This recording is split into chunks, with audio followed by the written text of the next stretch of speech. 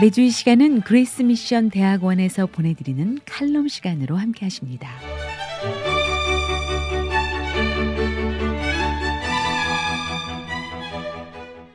사랑하는 미주 복음방송 애청자 여러분 안녕하십니까? 그레이스 미션 대학교 교수 이창수 목사입니다. 인물로 배우는 교회사, 지난 시간에는 반석의 사도 베드로에 대해서 알아보았습니다. 오늘은 대선교 장정으로 초대교회 시절 복음의 세계화의 기틀을 다진 바울에 대해서 알아보도록 하겠습니다. 사울은 바울의 유대식 이름이며 그는 바울이라는 로마식 이름으로 더 잘 알려져 있습니다. 그는 세 가지 독특한 유산을 가지고 태어난 인물입니다. 첫째, 그는 유대인으로 태어났습니다. 사울은 성장 과정을 거치면서 당대 최고의 유대 신학자 가말리엘의 제자로서 전통 유대 교육을 받은 바리새인이었습니다. 둘째, 그는 다소라는 국제화된 도시, 즉 헬라 문화의 환경에서 태어났습니다. 그래서 그는 당시 공용어이던 헬라어에 유창하였습니다. 셋째, 그는 로마 시민으로 태어났습니다. 로마 시민권은 점령지의 속국민들은 쉽게 취득할 수가 없는 특권이었습니다. 바울은 부활하신 주님에 의해 직접 선택된 사람으로서 교회사 초기에 주님에게 특이하게 쓰임을 받은 인물입니다. 그는 세계 전도뿐만 아니라 기독교 신학의 정립에 결정적인 역할을 하였습니다. 바울은 최초로 복음을 전한 사람도 아니었고 이방인에게 가장 먼저 복음을 전한 사람도 아니었지만 주님으로부터 직접 사명을 받은 이후에 모든 사도들보다 더 많이 수고한 인물이 되었습니다. 30년이 못되어 그는 안디옥에서 로마에 이르는 간선 도로상과 주요 도시들의 복음을 심고 교회를 세워놓았습니다. 바울은 복음 전파와 교회 설립자로는 물론 교회 최초의 위대한 신학자로서도 높이 평가받습니다. 성령의 인도하심에 의한 그의 서신들은 조직신학의 논문으로 기록된 것이 아니라 교회들이 처한 긴급한 상황에 맞추어 주어진 것이지만 복음의 심오한 내용들, 즉 하나님의 존재와 목적, 그리스도의 인격과 사역, 성령의 사역과 역사하심, 신자들이 하나님과의 바른 관계를 맺는 길, 기독교 윤리의 토대, 하나님 백성의 소망, 창조된 우주의 운명 등에 대한 풍부한 가르침을 담고 있습니다. 처음부터 기독교는 선교적 대장정으로 시작하였습니다. 그렇지 않았다면 기독교는 한 세대 이상 지속할 수가 없었을 것입니다. 상식적으로 생각해 볼 때 예수님의 수치스러운 십자가 고난 사건 이후에도 복음과 기독교가 계속 존속한다는 것은 불가능하였습니다. 누구도 십자가에서 처형당한 한 인간을 스승, 지도자 혹은 구원자로 받아들이지는 않았을 것입니다. 그러나 불가능할 것 같은 일이 발생하였습니다.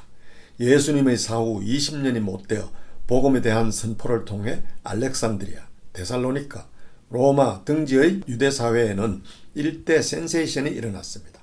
더불어 로마 제국 곳곳의 이방인들도 그리스도의 복음을 받아들이고 그리스도인의 삶을 살게 되었습니다. 예수님의 부활 후 30년경에는 로마 제국 내에서 이방인의 제자들이 유대인 제자들의 수를 능가하게 되었습니다.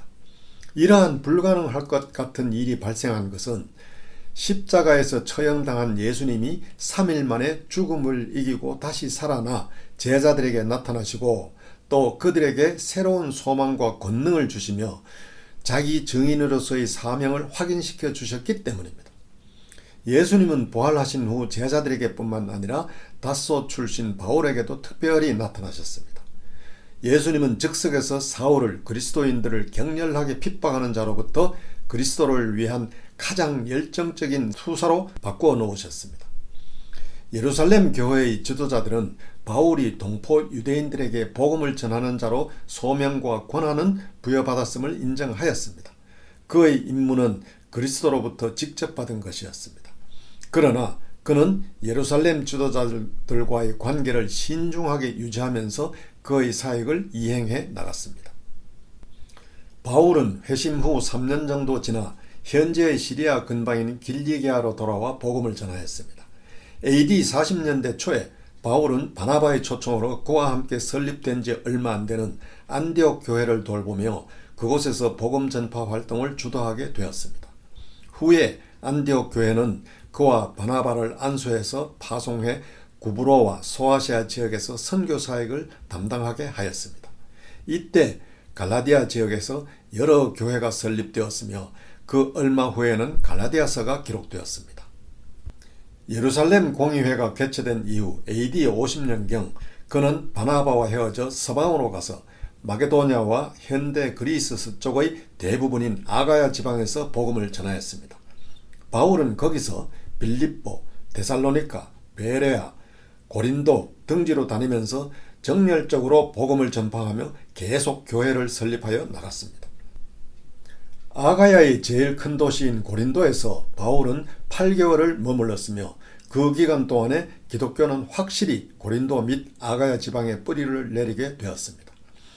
바울이 고린도에 있는 AD 51년에서 52년경에 로마 총독 갈리오가 부임해 있었으므로 우리는 바울의 선교 여정의 연대를 추론할 수가 있습니다. 고린도인들이 바울이 이방 종교를 전파한다는 혐의로 고소하자 갈리오는 바울이 로마법의 보호를 받는 유대 종교의 한 분파라는 판정을 내리고는 바울의 전도행위가 공공의 질서를 교란하지 않는 한 로마법에 저촉되지 않는다고 판결하여 오히려 바울에게 도움을 주었습니다. 바울의 다음번 선교는 에베소였습니다. 바울은 에베소에서 약 3년을 보내며 그의 사도적 활동에서 가장 많은 열매를 맺은 성공적인 교회 가운데 하나를 정착시켰습니다. 거기 있는 동안 바울은 예루살렘 교회를 도우기 위해 이방인 교회들 중에서 특별한 모금 운동을 펼쳤습니다. 바울은 이를 통해 예루살렘 모교회의 유대 그리스도인들과 그의 선교 현장의 이방 그리스도인들 간에 보다 끈끈한 유대 관계를 맺어주고 싶었던 것입니다. 사도행전에는 바울의 유명한 두 개의 전도 설교문이 기록되어 있습니다. 하나는 비시디아 안디옥에서 사도행전 13장 16절에서와 같이 이스라엘 사람들과 및 하나님을 경외하는 사람들이라는 청중들에게 행한 것입니다. 바울은 그들에게 모세로부터 다윗까지 이르는 이스라엘의 역사를 상기시키면서 다윗에게 주어진 그의 후손에 관한 약속이 예수 그리스도 안에서 어떻게 실현되었는가를 설명하고 있습니다. 예수님이 십자가상에서 죽임을 당했으나 하나님의 권능으로 다시 살아나셨으며 그를 믿는 자들에게는 모두 구원이 주어진다는 내용의 설교입니다. 다른 하나는 아테네의 아레바하고 법정 앞에서 행한 설교입니다. 바울은 미지의 지방을 다니는 개척 선교사로서 한 번도 복음을 들어보지 못한 곳에 복음을 전하는 것이었습니다. 바울은 어느 지역에서 복음을 전할 때 그곳이 주변 지역 전체의 선교 기지 역할을 할 만한 강력한 신앙 공동체가 형성될 때까지 머물렀습니다. 주로 로마의 간선 도로상에 있는 중요한 도시들을 중심으로 선교 활동을 펼쳐나갔습니다. 복음이 그러한 도시들의 뿌리를 내리게 되면 그곳 신자들이 주변의 기존 교통망을 이용해 신앙을 더욱 넓게 확산시킬 수가 있었던 것입니다. 바울은 이러한 방법으로 짧은 기간 동안에 대단한 선교 업적을 이룩할 수가 있었습니다. AD 47년경에는 갈라디아나 마게도냐, 아시아 등지의 중요한 지방에 기독교 공동체가 없었습니다. 그러나 10년 후에는 바울의 이들 지방의 복음 전파가 성공하였다고 할 정도로 곳곳에 교회들이 설립되었습니다. 이러한 선교 활동과 과정 중에서 바울이 겪어야 했던 여러 가지 고난은 우리로 하여금 많은 것을 생각하게 해줍니다. 고린도 후서 11장 23절에서 27절에서 우리는 바울의 타고난 강인함과 지칠 줄 모르는 힘을 다음과 같이 엿볼 수가 있습니다. 그들이 그리스도의 일꾼이냐? 정신없는 말 같지만 나는 더욱 그러하다. 나는 더 많이 수고하고 감옥에도 더 많이 갇히고 매도 수없이 맞고 여러 번 죽을 뻔하였다. 유대인들에게 40에 하나를 감한 매를 5번이나 맞았으며 3번 채찍으로 맞았고 1번 돌로 맞았으며 3번 파선을 당하고 하루 밤낮을 바다에서 헤매었다. 여러 번에 걸친 여행에서 강도의 위험과 동족의 위험과 이방인의 위험과 성읍의 위험과 광야의 위험과 바다의 위험과 거짓 형제들의 위험을 모두 겪었다. 또 수고하고 애쓰며 여러 번 자지 못하고 굶주리며 목마르고 여러 번 굶고 추위에 떨며 헐벗기도 하였다라고 하였습니다. 바울은 생애 말년에는 자신이 열정적으로 선교 사역을 수행했던 현장인 아시아 지역에서 그가 세워놓은 신앙의 표준으로부터 믿음이 퇴락하는 모습을 지켜보아야만 했습니다.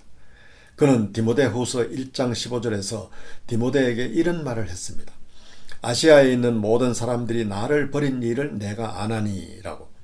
그는 당시 로마에서 구금되어 있었으므로 그곳 신자들을 방문할 수가 없었으며 또 어떤 이들은 바울의 이러한 상황을 이용해서 복음의 원리에 어긋나는 가르침을 전하기도 하였습니다. 그러나 성령님의 역사하심으로 결국은 복음의 원리들이 회복되고 교회들이 크게 부흥하게 되었습니다. 복음방송 애청자 여러분, AD 386년 어거스틴은 바울의 로마서를 읽는 동안에 자기 영혼에 하늘의 빛이 넘쳐 흐르도록 쏟아지는 것을 느꼈다고 하였습니다. 마르틴 루터는 바로 이 로마서로부터 하나님의 의는 불의한 자들을 벌하실 때 표준이 되는 그러한 의가 아니라 인간으로 하여금 믿음을 통해 의롭다 하심을 얻게 하는 의라는 사실을 알게 되었다고 합니다. 나중에 루터는 회고하기를 그 후 즉시 나는 나 자신이 다시 태어나 열린 문을 통해 낙원으로 들어간 것 같은 느낌을 가지게 되었다라고 하였습니다. 또 1738년 요한 웨슬리는 누군가가 낭독하는 로마서 서문을 들으면서 그의 마음이 이상하게 뜨거워지는 것 같은 체험을 하였습니다. 이 변화가 그의 사도적 사역에 일대 불꽃을 일으켜 새로운 세계를 자기 교구로 삼고 사역하게 만들었다고 했습니다. 사도 바울은 그리스도의 십자가상에서의 죽음 그리고 그의 부활에 내포된 신적 의미를 누구보다도 잘 파악하고 있었습니다. 바울은 그 의미를 그의 복음 전파 활동과 사역에 실제로 적용시켰습니다. 그리하여 바울은 후세에 빛나는 신학적 유산을 남기게 되었습니다. 바울이 우리에게 남긴 유산은 다음의 4가지로 요약할 수가 있습니다. 첫째, 진정 기독교는 규칙과 규범의 문제가 아니며 하나님은 회계사처럼 자기 백성을 다루지 않으신다. 하나님은 자기 백성이 하나님의 은혜를 받아들일 때 그들을 연락하고 받아들여 그들의 마음속에 그리스도의 영을 심어서 그들로 하여금 하나님의 사랑을 남에게 베풀 수 있도록 만드신다. 둘째, 그리스도 안에서 하나님의 자녀들은 그의 죽음과 부활 생명을 통해 재창조된 새로운 생명으로 태어나게 된다. 셋째, 원리 원칙보다 또 대의 명분보다 사람이 중요하다. 원리 원칙이나 명분은 사람을 위해 존재하며 이것들을 위해 사람을 희생시키는 것은 신적 질서를 왜곡하는 것이다. 넷째, 인종, 계급, 성 등으로 인간을 차별하는 것은 하나님과 인간에게 죄를 범하는 것이다. 바울은 이러한 교훈들을 가장 알기 쉽게 지금도 우리에게 가르치고 있습니다. 청취자 여러분, 신념의 한 사람은 자기 이익만 쫓는 100만 명보다 더 많은 영향력을 인류에게 끼칠 수 있음은 바울은 우리에게 보여주었습니다. 그럼 청취자 여러분, 내주 이 시간에 다시 뵙겠습니다. 안녕히 계십시오.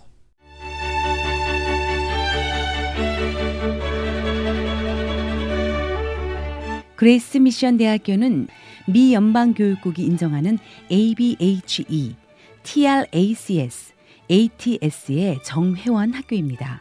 학교에 관한 자세한 문의는 전화 714-525-0088 또는 웹사이트 gm.edu를 방문해 주시길 바랍니다.